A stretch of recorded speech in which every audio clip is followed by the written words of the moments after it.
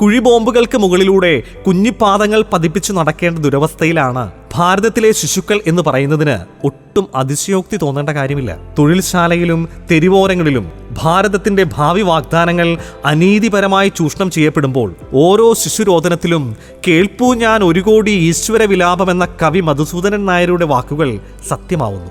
നാളെയുടെ പ്രഭാതം വിരിയേണ്ടത് ഇന്നത്തെ കുട്ടികളുടെ മിഴികളിലാണ്. ഒരു രാഷ്ട്രത്തിന്റെ ഏറ്റവും പ്രധാനപ്പെട്ട മൂലധനം അതിന്റെ മാനവ വിഭവശേഷി തന്നെയാണ്. അതുകൊണ്ടാണ് വളരുന്ന തലമുറ ഒരു രാഷ്ട്രത്തിന്റെ ഭാവി സമ്പത്താണ് എന്ന് പറഞ്ഞു വെക്കുന്നത്.